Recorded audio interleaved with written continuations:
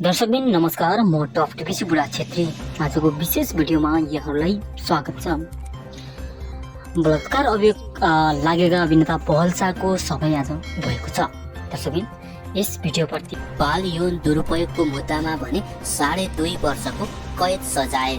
जिल्ला अदालत नवलपुरले अभिनेता पहल शाहलाई बलात्कारको मुद्दामा सफाई दिएको छ, तर बाल यौन दुरुपयोगको मुद्दामा 2.5 वर्षको कैद सजाय र 25,000 रुपैयाँ जरिवाना सुनाएको छ। यज्ञ प्रसाद आचार्यको इजलासले पीडित बालिकालाई 10 लाख रुपैयाँ क्षतिपूर्ति दिने भनेको छ भने अभिभावकलाई पनि सचेत गराएको अदालतका सूचना अधिकारी लाल बहादुर छेत्रीले जानकारी दिएका छन्।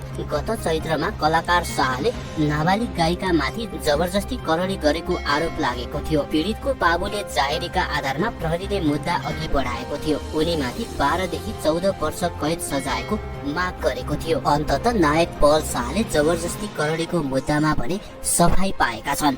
नायक पहल शाहको जबरजस्ती करडीको मुद्दामा अभियोग पत्र दर्ता भए पनि न्यायाधीशले बाल यौन दुरुपयोगको कसुरलाई देखेर फैसला गरेका हुन्।